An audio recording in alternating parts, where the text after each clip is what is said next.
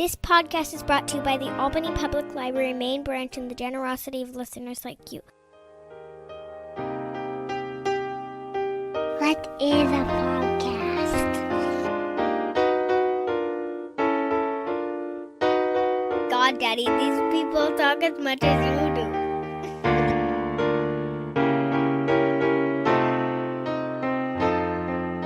Razib Khan's Unsupervised Learning. Thanks for listening to the ungated version of the Unsupervised Learning podcast. If you want to read some essays on some of these topics, please check out razib.substack.com. Again, that's razib.substack.com. Thank you. Hey everybody, this is Razib with the Unsupervised Learning podcast, and I am here with my friend Shadi Hamid, multiple time guest on this podcast. We know each other pretty well, I think. We met IRL. Man, you are always cranking out books, I have to say. That's your thing. You are right now. So we're going to talk about the case for American power. The book is out this month. You're on the podcast circuit. There was a long episode, I think, on the wisdom of crowds, which is your podcast about it. Yeah. You gave me a copy ahead of time, and I read through a lot of it. I think, really quickly, you're a writer for the Washington Post.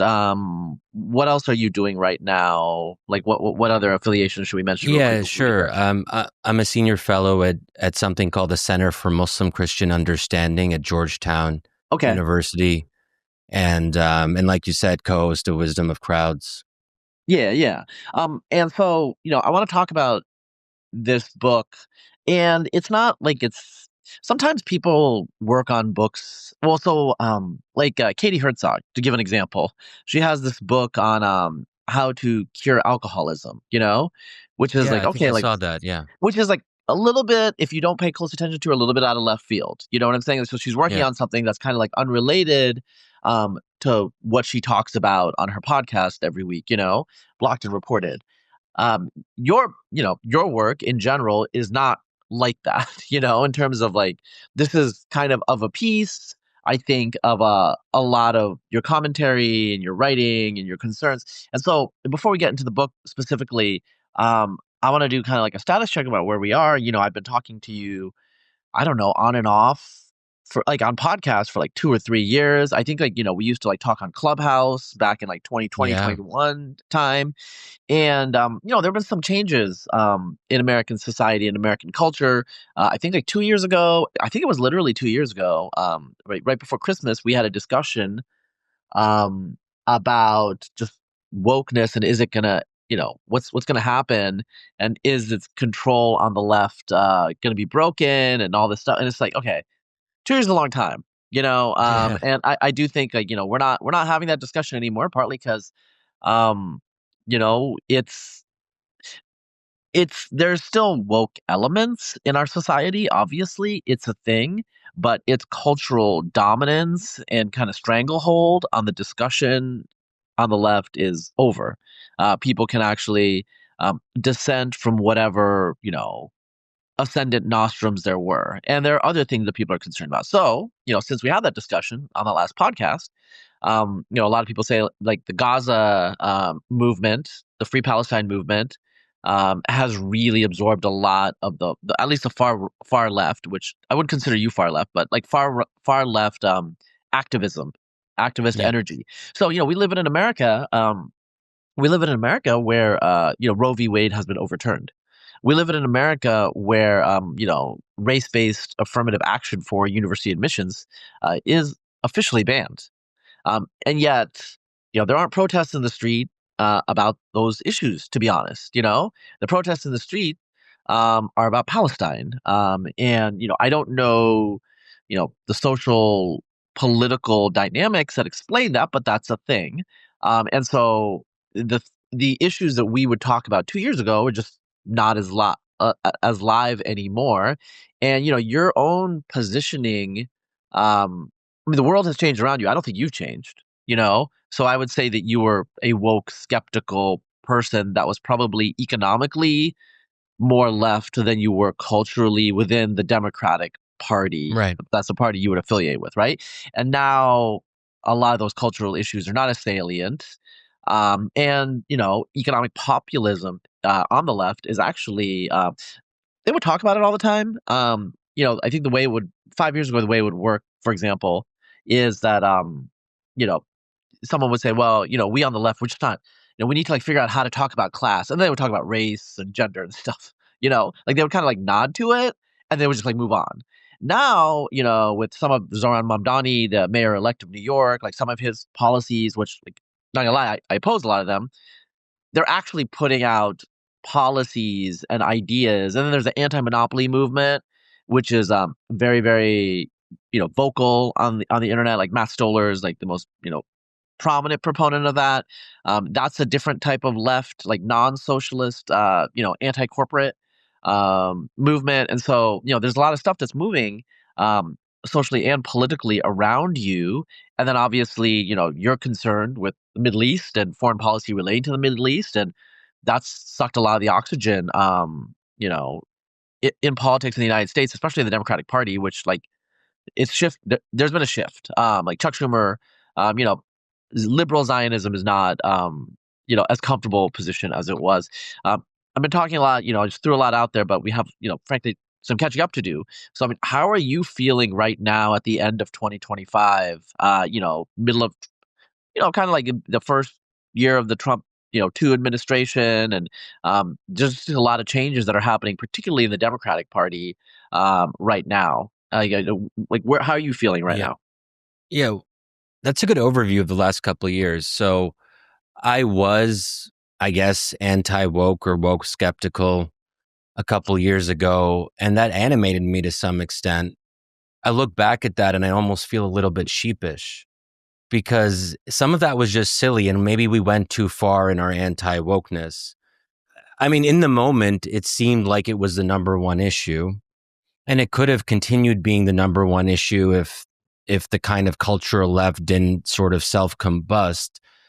But now that we have Donald Trump 2.0, I think it clarifies what's more important. And I don't really see myself as anti-woke or woke skeptic all that much anymore, in part because, as you said, wokeness has been defeated. So does it really make sense to be anti something that doesn't have much of a constituency any longer? But I think the bigger shift is Gaza, as you've alluded to. Gaza changed everything for me. And also, I think, changed a lot for our overall politics as a country. And the energy that was sort of funneled into wokeness has now been funneled into Palestine. And I think Gaza is the number one issue in some ways on the left. Maybe that's pushing it a little bit, maybe the number one or number two issue, depending on your perspective. But I think it's so animating now that we almost understand our politics now in relation to where we are on Gaza. So I think that I'm comfortable saying that I'm on the left now. I'm comfortable saying I'm a progressive. I'm comfortable saying I'm a left populist. And some of that has to do with the fact that to being progressive, the meaning of that has changed. It used to be about being pro-trans rights, not, defund the police, all that woke stuff. And that's why I was doubting whether I was a progressive just a couple of years ago. I was like, if this is what progressivism means, I don't know if I really fit into the movement anymore. But now that Palestine is really at the top of the agenda, in that sense, I am woke. I've been brought back into the tent, if you will. And that's kind of disorienting. I don't think I've changed, but I think October 7th changed us and the Gaza war changed us. And it forced a lot of us to react to this new situation we found ourselves in. I don't think Zoran Mamdani would have won if not for October 7th. So much of the energy just driving his campaign had to do with the excitement around having someone who was unapologetically pro-Palestine running for such an important office. That was a source of pride to a lot of us. We didn't know if it could happen, really. Could you call Gaza a genocide and still be elected to be mayor of the most important city in the world? Apparently you can. And now the Overton window has shifted. Mamdani broke the dam on that. And I'm a Mamdani fan. I don't like hesitate to say that. Yeah. I mean, I think what's happening are two. I don't necessarily think my preference falsification cascade is the right word for the Palestine, but it's okay. So the woke stuff, like for example, Karine Jean-Pierre, who was she was actually a press secretary longer than anybody. Obviously for like 2.5 years, I think, during the Biden administration, and she was horrible. She was incompetent, which from a right wing perspective was actually kind of good, but she was incompetent, but like no one could say it because you had to like you had to have the back of people on your side, you know, and she was on the side, and all that, and now she's got this new book and she's dumb in the book because she's frankly just not a smart person. She got promoted because of her race and gender like identity, which is like she's lesbian, black lesbian woman. And to defend herself, she kept saying that.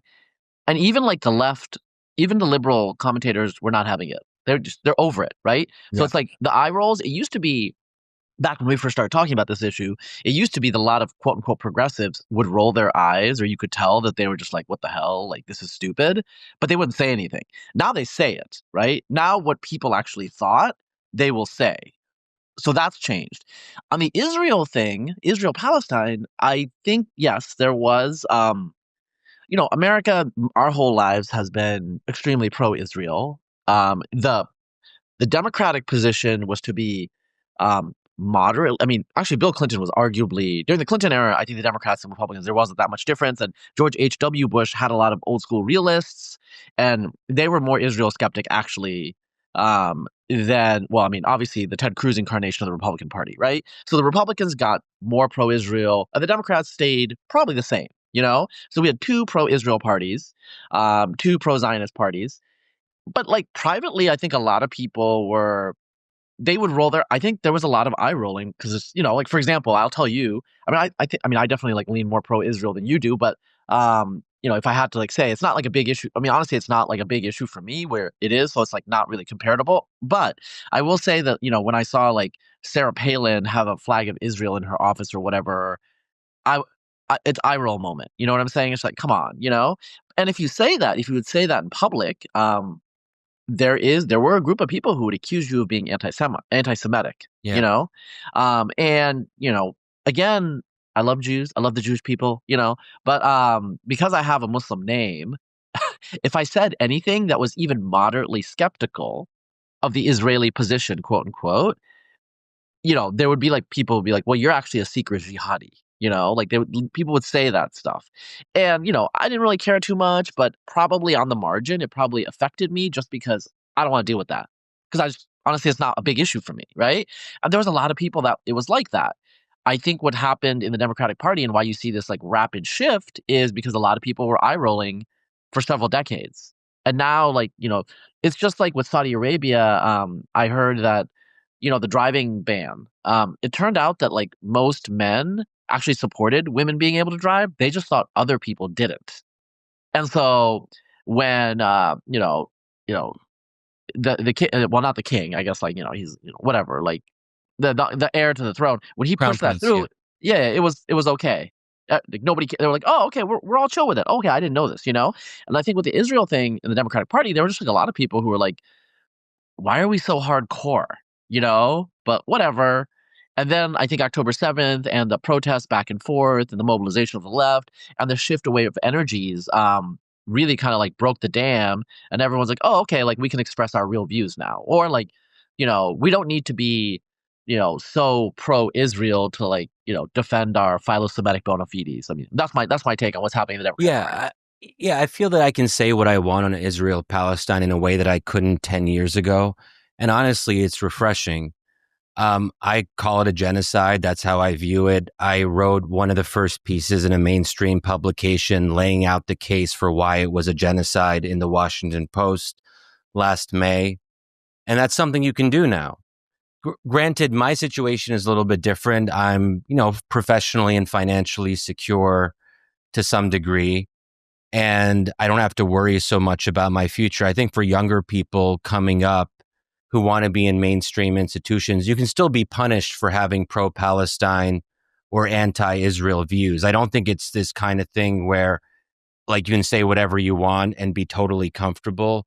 There is a lot of pushback from pro-Israel hardline kind of elements that still exist in the Democratic Party. They certainly exist on the right side of the spectrum.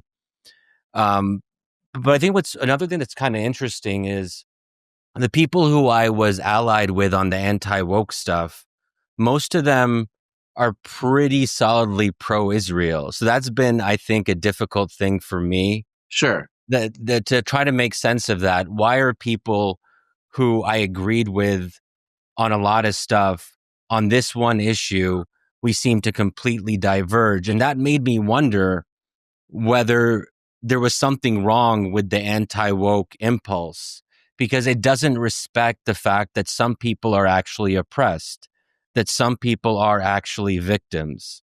And I think wokeness, for all of its faults, recognizes when people are suffering.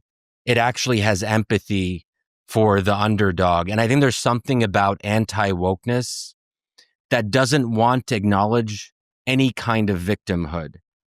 And Yeah, it's kind of whoever it's might make strong or whatever. There's a sense of a respect for power and who's powerful and who's dominant. And I sure. started to realize I don't feel as comfortable with that kind of outlook, on the world. And that's why now I'm finding myself, the stuff that Zoran talks about that has to do with poverty and affordability and kind of fighting the billionaires and all of that stuff. I find myself kind of instinctually gravitating towards it, even though I'm not a socialist. I'm pretty much a capitalist. Yeah. And that would be my general orientation. But there's something now about how Palestine, it awakened something in me that made me like, hey, there are victims. Hey, there are people who really need help from the government. There are like, maybe, some of this stuff does actually make sense. Yeah. Well, so I think that the issue with the anti-woke movement is it was it was like a last alliance type, like, the elves and the dwarves and the humans, against a very, very specific moment. And, I think Leighton Woodhouse called it like the blue blob or whatever, just like media and these NGOs and the Democratic Party were pushing, you know, like, so the trans stuff, for example, you brought up, that's a lot of trans stuff is like a classic 80-20 issue, right? The 20 just happened to be, candidly, like secular white liberals, in particular. And here, like, you know, you know, Korean Americans who went to Harvard are secular white liberals as well. You know what I'm saying? It's not like that's just a shorthand, and they were imposing their norms because they controlled, the media and all that stuff. But the anti-woke people range from, like the IDW, intellectual dark web, like that was a thing that Barry Weiss coined, back in the, like 2017 period. But they range from someone like Ben Shapiro to Sam Harris. We're just like, okay, what do they have in common? I mean, they're very different people. Or like, my friend Claire Lehman, who's like definitely not anymore. The Quillette is not right wing coded anymore for various reasons, starting during the pandemic with the vaccinations, whatever. All of these, movements that were bound together by what they opposed. Once what they're opposed is gone, I think they will dissolve. And there's people like anti-woke people. You were anti-woke. Zaid Jalani, he was anti-woke, but now very pro. Now very pro-Palestine. My friend Li Feng. Glenn Greenwald, Li Feng. I'm naming people here who are more on your side of the Israel-Palestine issue, Right. who are out of the anti. Leighton Woodhouse, who were anti-woke. So I think there are people on your side who also were anti-woke back then. And I think the reason that, I think the reason that you were anti-woke was just that, you do believe in justice, but like, what was going on here was, like, for example, just concretely, there is, if you are a trans woman and you're going into the locker room of cis women, this is not an uncomplicated question, right? Whereas they were saying this is a fait accompli, like, whatever your gender identity that you identify with, you go with that, right? And like I think like a lot of people were like, wait, hold up. That's all. Like they weren't saying that. I mean, very few people think that trans people should be treated the way they were treated 50 years ago. You know? It's just like, where do we draw the lines? And I think that was the discussions we were having. But, they range from people like Ben Shapiro, who will be like, these are mentally ill people. Whereas like, I don't know about you, but like, Leighton Woodhouse, who comes out of the labor left, like I think he would probably just say like, whatever. He lives in San Francisco. He's just like, let people do their thing. It's just that they can't impose themselves on other people to do their own thing. So that was more libertarian. And so that's the whole range on that issue. But it was set in opposition to a very, very strident view on the other side. And when that disappeared, and it kind of has, okay, then the other issues become more salient again. Okay. So I think it makes sense. And I said that back in the day that, like, look, set aside what we have. There's a lot of differences here. And like, after this is over, we're going to argue about our differences, like, so like my friends who are like, left anti-woke people, like, I am going to disagree with you on the economic stuff. And frankly, I mean, this is kind of strange to say. I'm a lot less sympathetic to economic populism because of the Trump administration. Because when it comes to economic stuff, the second Trump administration actually, the tariff stuff, when Trump started doing the like unilateral tariff stuff, like Bernie Sanders was just like, who you supported, was like, I'm not that opposed to the tariffs, because like, Bernie and the economic left, they do think that there should be a strong state that can do economic things, that interfere in the market, because the market doesn't always work correctly, right? And, so I have changed in my own views on that sort of stuff, just because of the Trump administration, right? And so, I don't know, we probably like have a bigger gap actually on the economic stuff, because I've come to appreciate the market more after seeing what Trump, and to some extent Biden as well, started doing with the economy, because I think we take it for granted. And, we will talk about your book, and like, I think like the case for, American power, I think American power is fundamentally rests on our economic power. And I think we do take it for granted a little too much. Honestly, I think Trump does. And I think like, left populists do as well. So, that's that. Yeah. So I do like this idea that with the end of woke, that now we can actually debate more interesting and fundamental issues. It was almost as if like wokeness was preventing us from actually having like meaningful conversations. The hard conversations. There was something about it that was, wokeness is just dumb. I think I was instinctually like, I was just really bothered by it because of its silliness. It didn't have any intellectual seriousness. Sure. And it was people kind of making these kind of definitive assertions about things that most of us knew made no sense. Yeah. So there was a sense of having to kind of like not see what was in front of our very eyes. And that's what made it, so it felt kind of like absurdist, like an absurdist comedy of like, wait, what is going on here? Are these people serious? Do they mean what they say? Yeah. We have to actually go along with this. Yeah, I think, and like, again, like I said, like Sam Harris and like Ben Shapiro, they probably disagree actually more than we do on a lot of fundamental issues. I mean, I'm just trying to give you like cases, but it's just like, but we were in a moment where I think we both like, when we started talking, I think we were both like, look, we're not insane, right? And you're like, yeah, you're not, I'm not insane. You're not insane. We're not insane, right? Like, this is crazy. It's just like a lot of it was absurd. And, the issue with wokeness, like the thing with Palestine, for example, it's like there are some serious disagreements to be had about what a genocide is. And there are serious things happening to people there in Israel, in Gaza. Whereas with the woke stuff, it would be like, oh, like, some trans woman would tell like a Democratic candidate to misgender me is genocide.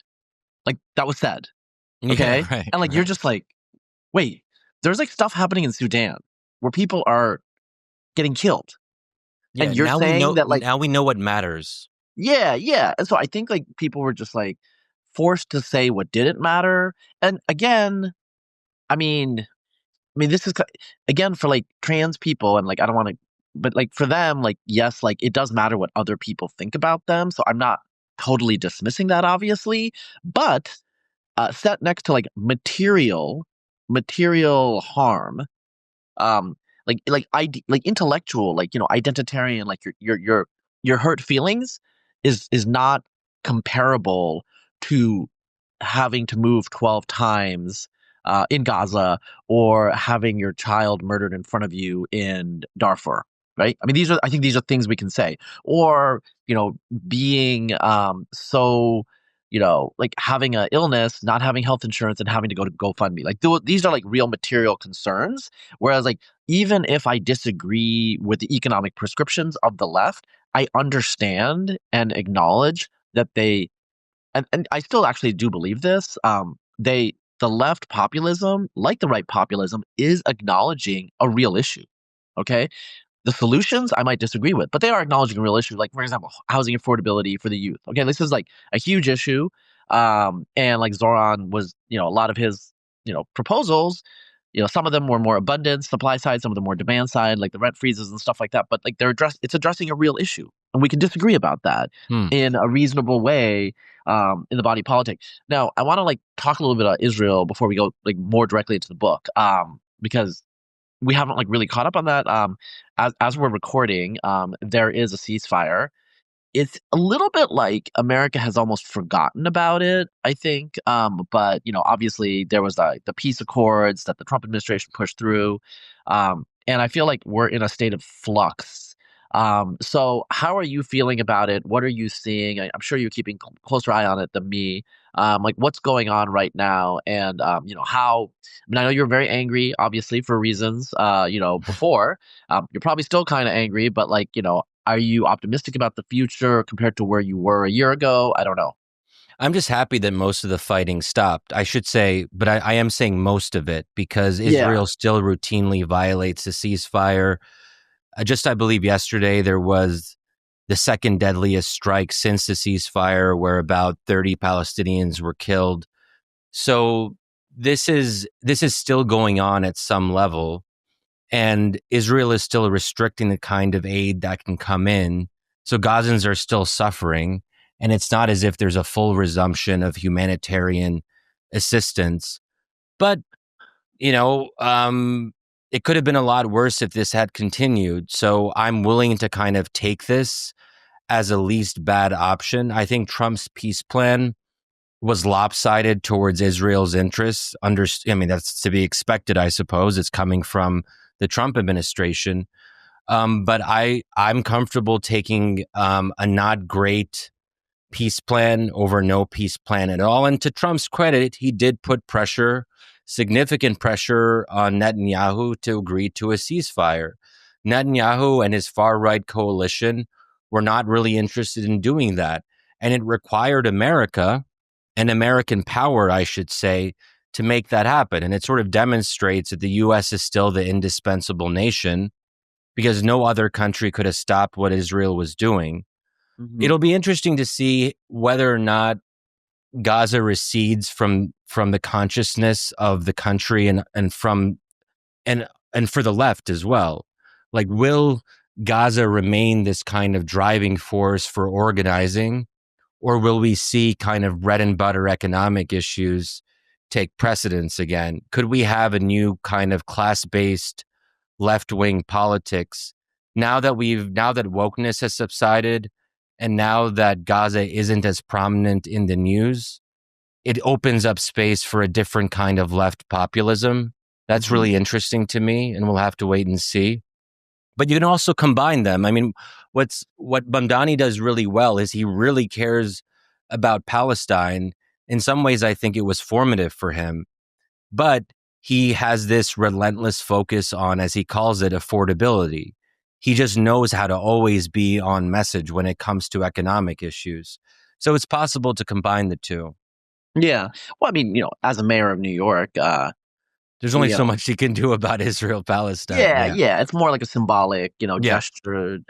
He might be, his activism as an undergraduate was, around, BDS and, Students for Justice in Palestine and stuff. But like, the reality is, as mayor, like, it's the buses, it's the subway, like the police commissioner, these sorts of things that he's really affecting. He seems to be a pretty talented politician. I mean, he does have a thin resume, though, to be fair. Obama also had a relatively thin resume. I think we forget that he'd only been senator for a couple of years, and he was like a lecturer at University of Chicago. So it's, whatever. We'll see. I'm not a big fan, to be honest. I don't, look, I don't want to get off track. Like we are going to talk about your book, but I live in Austin, Texas, as you know, and we have doubled in population over the last uh, 35 years. There's a social media infographic going on. We have like the largest percentage gain in children under 5. Our I rent saw that. Yeah.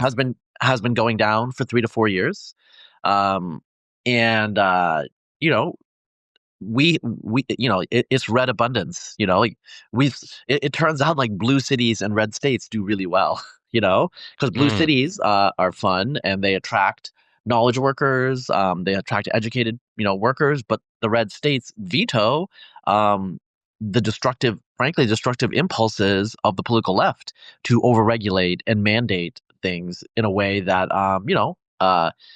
crushes the economy. And then how rent control works. Basically, like half of New York's housing is off the private market. It's not subject to market principles. And New York City a couple of years ago, or it was a year ago or a year and a half ago, they were having a migrant crisis. They also caved to the unions and shut down a lot of hotel construction because of like union rules. And then they also shut down most Airbnbs. So this is why hotels in Manhattan, the rooms like doubled in price. I was Um, wondering what happened because when I yeah, was trying to book stuff like last year, it was like yes, relatively affordable. Now, when I try to book, I'm like, wait, is it always like this now? no, And I couldn't understand what had happened. it's called supply and demand, and the city did it proactively. Like they chose to do this. What does that mean? Like I have friends that live in New York. Um, I can still go to New York because I just stay on my friends' couches or like in their guest room because I have friends that live in New York. That's the type of person I am. A lot of people don't have friends that live in New York. They would like to visit the city, but they don't want to spend $500 a night. You know, and so this is if you talk to people in New York, like the politicians, they'll like give you all these social justice reasons why they did these stupid things. The outcome, though, is to make New York inaccessible to people without connections or means. Mm, mm. And so again, I think with this left populism stuff, I'm definitely like pro Derek Thompson and Ezra Klein's ideas of an abundance, right? I do think that is the way to go. I don't know if it will be the way to go because, Zoran is like kind of a hybrid. He's DSA backed, and a lot of the DSA people, for example, when they talk about housing, so Ezra Klein was on, he was on that show with Sam Sater, and Emma Vigeland. She wasn't on, but he was just like, they were like talking about housing, and Sam Sater, who's, left wing, very left wing, socialist type guy. He's like, well, like we need to like, decommodify housing and all this stuff. And I'm just like, and Ezra was basically, well, how does Texas work? If corporate power is a problem, how does Texas work? Why is it cheap to live in Texas? And he just like word salad, and I was Yeah. like, actually, you need to commodify housing. That's actually a part of the problem. Even in Texas, like housing is not, we don't mass produce it. We don't have economies of scale because all of the local regulations, even in these red states, it's a problem. But the point here is left populists don't have a coherent explanation because they're against corporate power, quote unquote. But you should be against unchecked corporate power, maybe have some qualifiers, but you're against billionaires and you're against corporate power. But think about something like Amazon. Yes, it's a powerful corporation, but Amazon, made delivery so cheap for so many Americans. These are, not to sound like a capitalist shill or a neoliberal, these are real issues that I think as the left gets into power, they will have to confront, and they will have to confront the reality that cities like New York are only increasing in population because of immigration. Like they are losing native-born Americans who are coming to Texas. Texas and Florida are gaining while California and New York are losing. And so I think the blue politicians have to figure out why these working class and poor people who they say that they support are moving out of the states that they run. Like what's going on there, So Yeah. I think this is why cultural politics is still going to be attractive to them because I think the economic questions are difficult to tackle, and Trump knows that too, because there's an affordability crisis in part right now because guess what? Tariffs are a tax. So things are getting expensive because we have tariffs on things. But he loves tariffs and he doesn't want to admit what the consequences of his actions are. So I think the populists on the left and the right need to address some hard questions about the consequences of their policies, even if they're well intentioned. And I actually do agree that the intentions are often good. There are serious issues. I just think that the answers are ones I would object to. Yeah, and this is where I think the test of New York will be such an important one to try to at least answer the question of can left-wing politics actually work in a major city in a way that is inspiring to people and inspires confidence. And that's why Zoran better not fail. He better do this. Otherwise, it's going to set back lefties for a generation. There's a lot riding on this. And I would say that to the extent that I'm sympathetic with left populism, it's more in the style than the substance. I'm actually I don't have strong feelings about specific policy proposals. I'm more of a what works kind of guy. A pragmatist. Yeah, if abundance works in some ways, then let's do abundance. If Zoran's rent freeze ideas can actually somehow work, hey, I'm willing to listen to the case. Free buses cost $800 million annually. That's a small slice of New York City's annual budget. Why not give it a try? It's not going to be the end of the world if it doesn't work out all that well, considering how little it costs. So, in that sense, I'm not dogmatic on some of those questions, but I am dogmatic when it comes to the fact that Democrats as a party suck and they have to grow some backbone and learn to be fighters and actually inspire people instead of asking people to vote for them because they're the default alternative to Donald Trump. That's not going to work anymore. Too many people like Donald Trump or find him acceptable to just be the anti-Trump. Yeah. Okay. We got a finite amount of time, so I just got to go. Let's we're talking about how you're left populist and all this stuff. But you just wrote a book called "The Case for American Power," which just on the face of it, this is what the left has opposed for our whole adult lives. American power, after the fall of the Soviet Union, we became the big baddie when it comes to foreign policy. So why would you write a book like this when it swims? Again, you're swimming against the dominant, I think, stream of thought on the left. You were anti-woke when wokeness was ascendant, and now you write a book that's the case for American power at a time when both the left and the right kind of want to withdraw from the world, I think. Yeah, it's weird, right, that I would write a book like this. Yeah, tell me about it. I do say in the introduction of the book that I came to my conclusions neither easily nor enthusiastically. So I still struggle with these questions myself. And part of my interest in writing this book was so that I could wrestle in real time and hopefully get readers to walk with me as I try to figure out my own internal contradictions in my own head. But basically, my view is I want a better world. I want a more moral and just world. And I think America is the best vehicle for bringing out that change.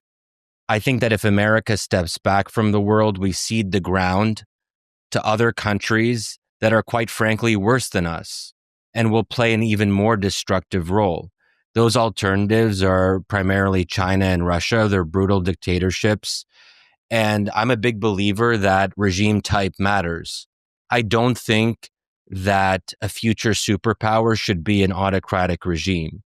I think it needs to be a democracy. But there's also a kind of patriotic bias. I'm American, so I want my country to succeed.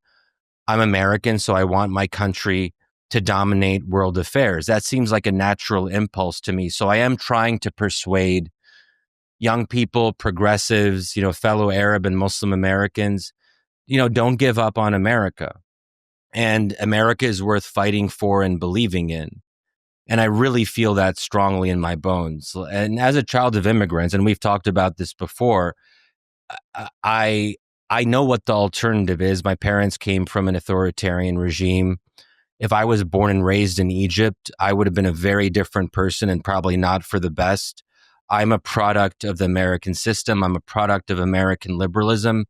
And I don't want to take that for granted. And I don't think white liberals should take it for granted. But they're always complaining. This is where the anti-woke stuff maybe comes back into play. When I would say things in recent years like, I love America, my white liberal friends would look at me like I was crazy. But Sure. that shouldn't be the case. This kind of self-contempt is not a realistic strategy for one of our two major parties.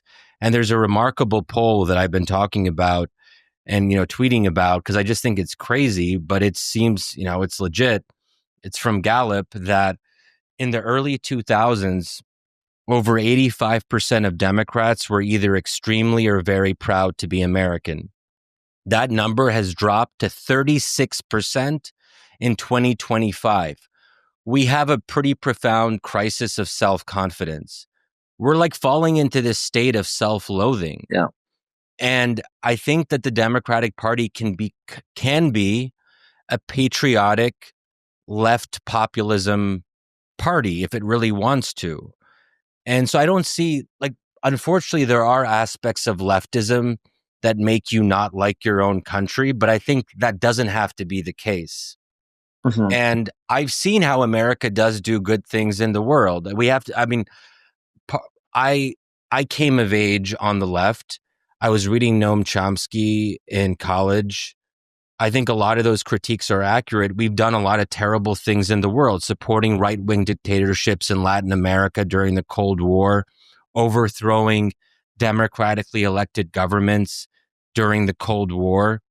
We have a pretty bad record on some of this stuff, but that's one side of the ledger. The other side of the ledger is that at the end of World War II, only 8% of the world's countries were democracies. By the 1990s, over 50% of the world's countries were democracies.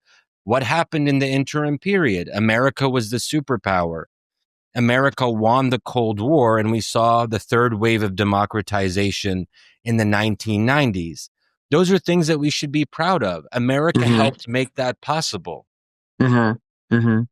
Yeah, I think, this is like not as true right now because of what's going on the right, but in terms of foreign policy. But I think a stylized fact, let's say I don't know, 2015, or just until very recently, the way you could, is like the left saw American intervention abroad as bad. And that's one of the reasons why we're bad. And also, during the woke period, it was like slavery, racism, all these bad things, whereas the right would often be like, there's nothing wrong with America. And, we were founded on freedom and liberty. Okay. Like, well, what about these slaves? You know what I'm saying? There were, the two sides were very, very extreme. I think in a lot of ways, in terms of what they said. A lot of the things that they said, though, there's an element of truth. I mean, the Declaration of Independence, you read it, you're like, okay, they want to be free. I mean, that's there. Obviously, some of these guys had slaves, so it's like there's a contradiction there. But just because there's contradictions or there's imperfections doesn't mean that they actually didn't think those things, right? Exactly. And I think it's possible to believe two things at once, that America was founded upon certain acts of evil, but it was also founded with a beautiful moral purpose that's contained in our founding documents. And we contain multitudes. America's story is complicated. And I think similarly, American foreign policy is complicated. There are good aspects and there are bad aspects. And this desire to see America as only one thing that's irrevocable, I think, is just a misreading of history. But I also don't think it's particularly helpful to look so negatively at your own history. There's an interesting term that I talk about in the book. It's the opposite of xenophobia. Xenophobia is the fear of foreigners and what is strange or different than us. Oikophobia is the opposite. It's the fear of what is familiar. It is the fear of one's own home. And I think that oikophobia has taken over parts of the left and created this kind of impulse to always find the worst thing that we've done and to focus on that to the exclusion of other things. And this oikophobia, it's I think it's a real problem, and it has to be fought back against. Just by virtue of being Americans, we should be proud to be American. That should just go without saying. But the fact that I have to say it is maybe somewhat irritating. But I think, but I'm also happy to say it. I think that I'm the better messenger for that argument because I'm not like a random old white person. If I was, people would just be like, "Oh, classic argument from a random old white dude." But the fact that I've been a fierce critic of American foreign policy, particularly on Israel-Palestine, the fact that we support dictators in the Middle East, we still do that. That still is our predominant policy. And my previous book was more about that, the problem of democracy, and I was on your pod to talk about that. So that's a whole thing. But I think that you can be very critical of American foreign policy, but still want America to play a dominant role in the world. I just want America to play a different role in the world. I want us to become better. I want us to improve. I want us to use our military power for positive ends. And that's possible. It was maybe too late, but military intervention is what saved Bosnians from the Bosnian genocide, what saved Kosovars from their ethnic cleansing in the late 1990s. When Kuwait was occupied by Iraq in the first Gulf War, it was only American power that could stop that. So there have been examples of useful military force. Not every time we use our military, it's a bad thing. Yeah. I mean, on the one hand, this is common sense, obviously. On the other hand, I do have to say, and I think you would define yourself as liberal internationalist, right? I mean, I'm getting very like Peter Beinart 2003 vibes. And that's funny. I mean, I think like some of the listeners are not old enough to know what I'm alluding to here, but there was like a muscular interventionist, democratic, liberal aligned forest policy establishment around the old New Republic, the Marty Peretz New Republic. And, these are the liberal internationalists that were like pro-intervention in Bosnia, pro-intervention in Kosovo. And, they made common cause with the neoconservatives actually around that period, and then Iraq happened. That blew up in our face. That transformed both parties. It gave us President Obama, actually, arguably in 2008. And, the big, I mean, Trump has like deviated from the Republican orthodoxy in many ways. But I think, one of the first ways was saying that the war was a mistake. The Iraq war was a mistake. And all the other Republican candidates were like, whoa, aside from, I think, Rand Paul, but whatever. Paul's be Paulin. That's not surprising. And so I think part of the issue that you're confronting is the Iraq war, that lasted for a while, like, after the quote unquote victory. And, what is the limiting principle of American power, I guess? Yeah, I don't think that we should go around toppling dictators whenever we feel like it on false pretenses. And that's what the George W. Bush administration did. And I sort of got my political chops during the anti-war movement in college. That was formative for me. And I was organizing, die-ins and tent encampments and that sort of thing. We had a very small tent encampment at Georgetown where I went to undergrad.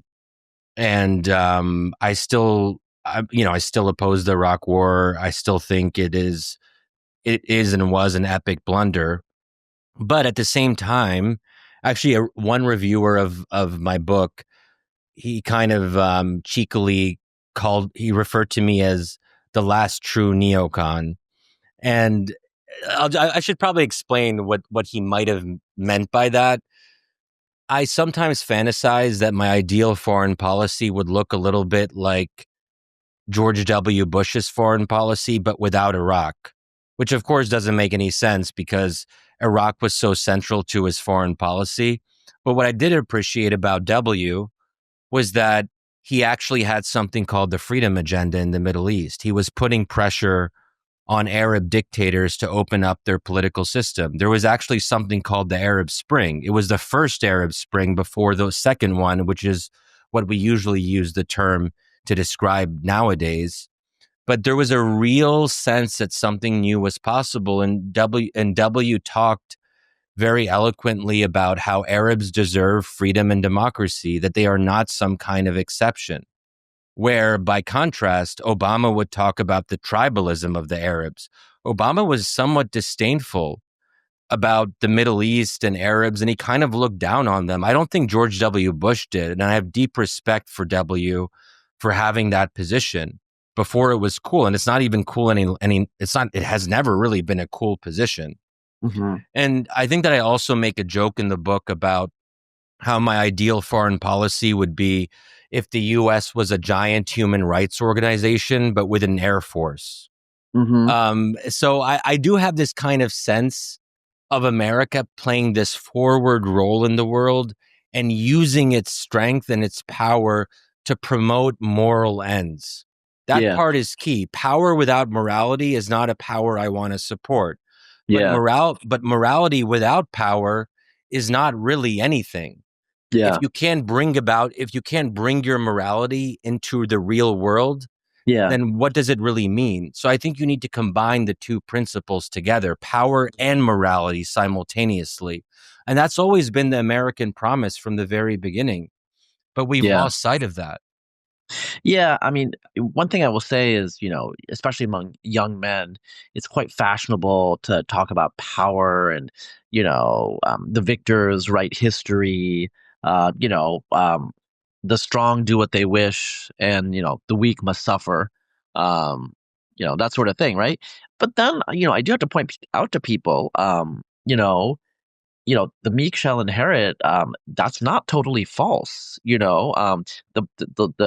The dominant, religion in the world, is centered around a man, a minority, ethnic minority, an oppressed ethnic minority who was crucified, which is the most humiliating way to die.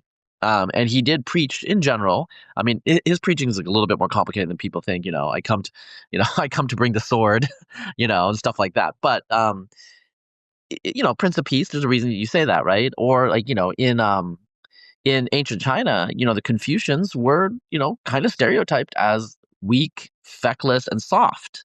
But what was the ideology once the Chinese state needed a moral ethos? It like legalism fails. So legalism is basically total realpolitik, like just totally like selfish utilitarianism.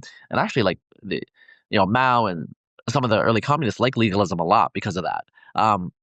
Whereas like, Confucianism was just kind of, it's like, oh, like, you respect your parents and, you try to do the right thing, even if it's hard and all of this, like, just, like online, like you say, like cucky, whatever, like that, the right wingers would be like, oh, okay, you know what they would say? And like people, this is like, I'm making a reference to an online meme.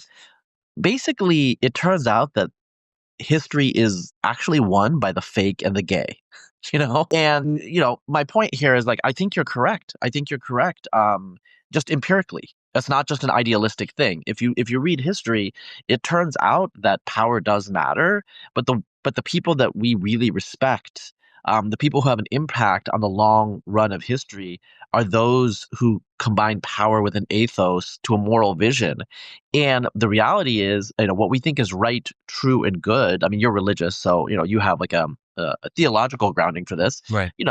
We don't think what is right, true, and good is just because we say so. Like we actually think it is right, true, and good. And when we do wrong, we also know that we do wrong. We understand, and I think these are common things across human societies. Like you don't murder your parents because you feel like it. Okay, this is something that you can explain to a Highlander in Papua New Guinea.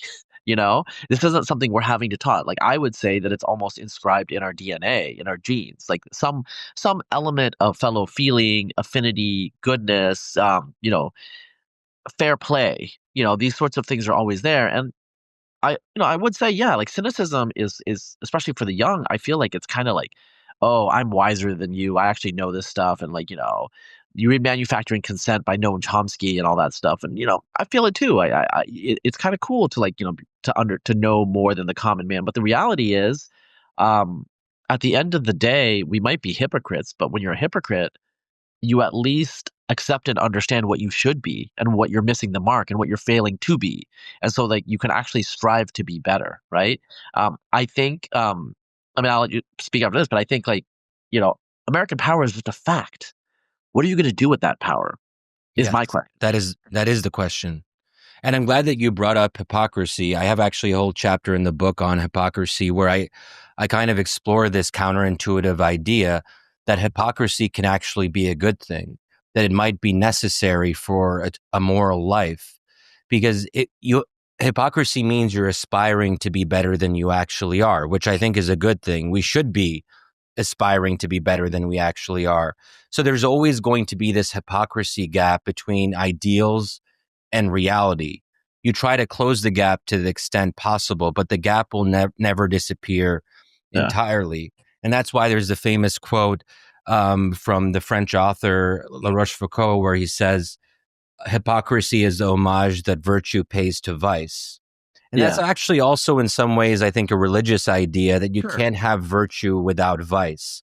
Part of the challenge of being a human being is that you're exposed to both good and bad. You're tempted in both directions, but then you have to make a choice. If your virtue is cloistered because you never encounter any temptation, then is it real virtue? Yeah. So I think that I would rather someone be a hypocrite than be an anti-hypocrite, because Donald Trump is an anti-hypocrite. He doesn't aspire to anything more than his own self-interest. There is no guiding ethos. And we have to ask ourselves, do we like what that looks like? I would rather someone have an ethos and fall short in sort of bringing it to reality.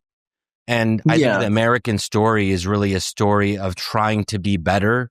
And that's also what I learned through interviewing policymakers, people who were in the room with George W. at key moments, in the room with Obama at key decision points, that these aren't people who wake up and are like, oh, let's drink the blood of Iraqis. Oh, how can we make the lives of Muslims more miserable? Now, there may be some people like that in the Trump administration. Let's just kind of table that for a second. But generally speaking, people who are in power in America, they may not be the best people, but they're also probably not the worst people. Some of them actually want to do the right thing. Yeah. I mean, you know, in Christianity, obviously, as you know, there's original sin and we're sinners, and I think some of this is age. The older you get, the more mistakes you make, and the more I think people realize on an individual level, you didn't have it all figured out, and you just try your best. But some people, I think, and this is in foreign policy, I think there's sort of a nihilism, a realpolitik nihilism. It's all about power. You just kind of throw up your hands, and you're just like, I'm gonna fuck up. So you know what? I'm just gonna own it and be like, I don't believe in anything. And it's like, maybe don't do that. Don't do that. Yeah, exactly. But I think that's what I would tell my kids. For example, like, you are an imperfect human being, and you can acknowledge that and try to do better, and you don't have to just accept, just even the smallest things in life. Like, you don't have to accept, like, let's say that someone has an affair. Okay, you could just be like, whatever, that felt good, I'm gonna keep doing this because I don't believe in it. Or you could be like, I fucked up, and it's better to feel bad about it if you do something like that. Exactly. So you have to realize, you have to realize that something is wrong first. Yeah. And this is where you can sort of compare the liar to the bullshitter. The liar knows that he's obscuring the truth. The bullshitter doesn't even know what the truth is in the first place. If you look at it that way, the liar is better. Or maybe another way of looking at it is the cheater versus the polyamorist. Yeah. The polyamorist maybe in some ways is like more morally defunct because he doesn't even realize that what he's doing is messed up. He thinks it's normal to have multiple partners. Well, what I would say is like, it is taking vice and making vice the virtue. Right. And so, and look, again, I'm not trying to be judgy here, but the reality is, like, polyamory has been tried. for thousands of years. You can read the ancient Greeks, like there are like experiments with this sort of thing. You can read the early 19th century in the burned over district in upstate New York. You can read like 1960s and 1970s. It's been tried. It's not stable. It's a fad. People get over it. Whatever. Maybe it works for some people. People are different. I'm not going to make like a big moral judgment, but I think the problem that we have had on an individual scale a lot of times, especially when you're younger, is you're just like, this is hard. I'm gonna mess up. So you know what? Like, I'm just gonna own it, and I'm gonna be open about it, and I'm gonna say I don't care, and this isn't bad. It's actually good. And when it comes to the foreign policy aspect, I think admitting that we did wrong, say with like a lot of people will say like the Iranian intervention with Mossadegh. You know what I'm saying? Say like Yeah. that was 1950s. Iranians remember, but and like CIA during that period was intervening all over the place. I think admitting that that is wrong or was wrong doesn't necessarily mean we should look away and not do what we can for a genocide that is happening. And I think even someone like Obama, who came to power as a turn away from muscular American interventionism, what did he do when these Yazidis were trapped on Mount Sinjar and we know what was going to happen. Yeah. We know what was going to happen. And like Obama, like, roused himself and intervened. Like he didn't in every single case and he did it reluctantly, but that was just like so clear that, he applied American power, even though a lot of his mandate initially was to pull back American power, Yeah. At some level, you have to act. You have to do something. And you can't know before the fact whether or not it's going to lead to a good outcome, but there's something to be said for trying to do the right thing at the right moment, even if you're unsure of the outcome. And this is where I think there's also the example of Obama not acting in Syria in August 2013 when the red line was violated, and non-action in that instance led to tens and tens of thousands more being killed during the duration of the Syrian civil war. People can say, well, it was better to not do anything than do something. But not doing something is a choice. Not doing something is its own action, especially when you're the U.S. There is no morally neutral position of neutrality that you can take. Either you act or you don't act. And everything has a moral implication to it. And the Syrian opposition saw it that way. And they blamed Obama for this betrayal, this sense that his non-intervention did lead to bad outcomes. And that's why we have to remember intervening can lead to bad outcomes, but also non-intervention can lead to bad outcomes. That's fair. I mean, one of the problems that people have in general, I think humans, is overlearning a lesson, the Iraq War lesson. I think maybe we overlearned it. I mean, I definitely, my whole adult life, have leaned personally more towards like skepticism of foreign entanglements. I think, your book definitely reiterated to me, though, that morality, and again, like it's there's moral philosophy in it. It's not just some political science. Because you're a political scientist by training, I believe. Yeah, but right.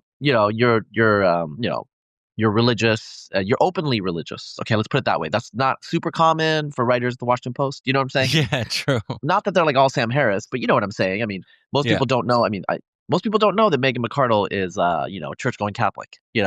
So she doesn't talk about it, right? It's just like not, you because of the involvement in the Middle East policy and stuff, like you put your cards out there, and I think for those of us who are not believers, I think we can agree, even if we don't accede to your metaphysical claims, that operationally in the world, having a moral foundation to action, whether it's on a national or on an individual level, is important. And we can have the discussion about what we should act in those specific cases.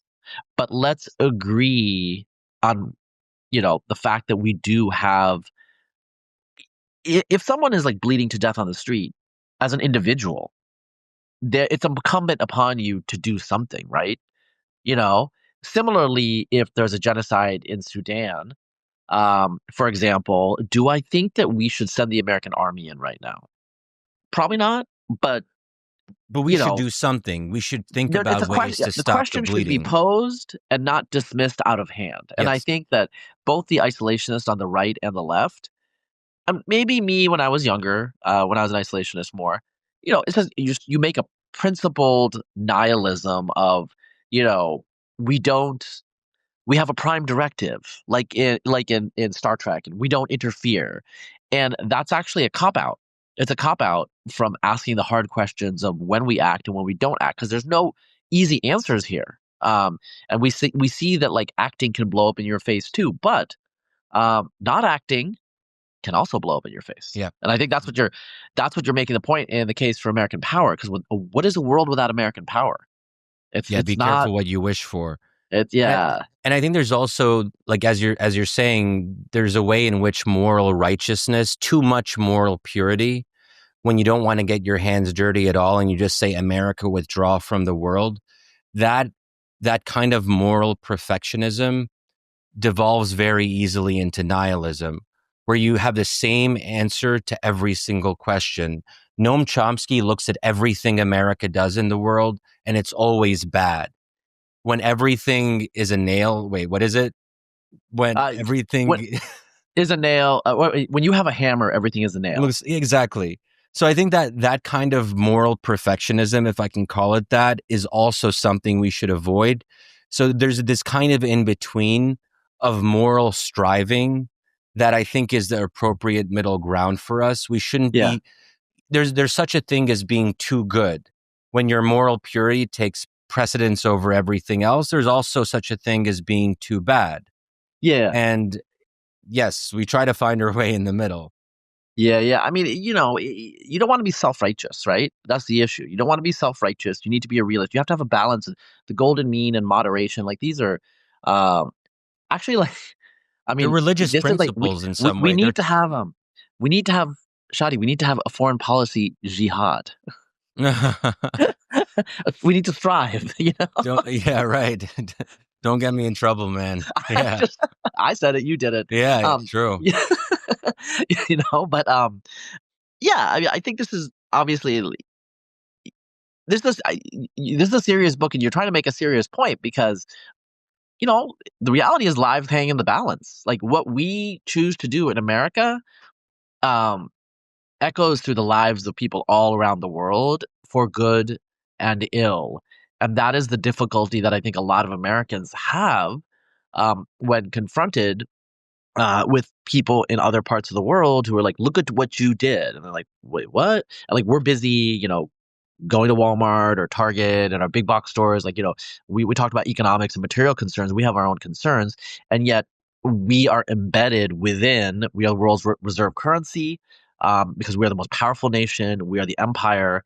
And we are citizens. We are not subjects. We're a republic. And so that means that there are some responsibilities that are incumbent on us that we need to answer for to our duly, to the government. We need to answer for the government because we are the government. Like we are the res publica, right? We get the government we deserve. We get the foreign policy we deserve. So if we don't like our foreign policy, then the fact that we're a democracy means that we can change that. I mean, so we can't just say, oh, America is structurally bad.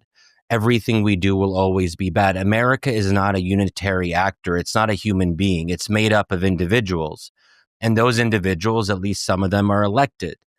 So if we want to have a different foreign policy that's more moral and uses our power in a better way, then that I'm trying to advocate to people to actually get involved in the system, run for office, organize against candidates that you don't like.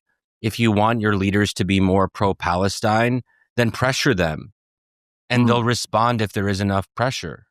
I think what you're trying to say is be the change you want. Oh, yeah, right. Classic. I mean, like it's like there's this like old verities and old truths.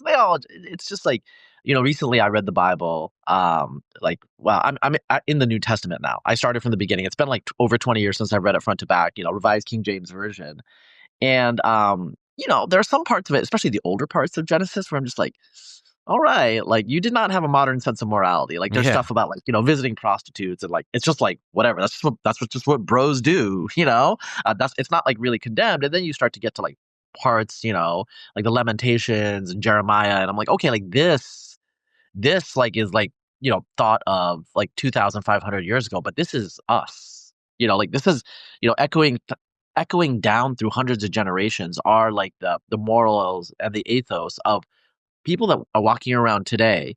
And so, the same applies to, people in, Sudan who are suffering right now. You know, I think like the Matt Duss was on the podcast, and his religion is the least of Yeah. the least of us. And look, this doesn't mean that like I want like the world to be totally flat, and we can't like do everything. But I think what you're saying here is like it's incumbent on us to do something. Yes. And we have to have a discussion about what that something is. It's not everything or nothing. It's something, right? Yeah. And that something is like we have great power. What are you going to do with it? With great power comes great responsibility. Yeah. As as Spider-Man said, I think. yeah. Well, Spider-Man's dad. Oh, isn't his dad, right? Or his uncle. I don't know. But anyway, like you got to go. It was great talking to you. It's a great book. It's an earnest book, and I like that. There's a lot of cynicism in the world, and it's the holidays. Christmas is coming up. Doing Thanksgiving, and I think it's time to reflect. We all have things going on in our lives, as does everyone else, and politics is rolling, and we live in interesting times. I'm not saying that in a positive way, but hey, that's reality, and let's make it the best of it, right? Indeed, amen. Yeah. All right. I'll see you next in DC, man. Yeah, would love that. Yeah, thanks so much, Razib, for having me.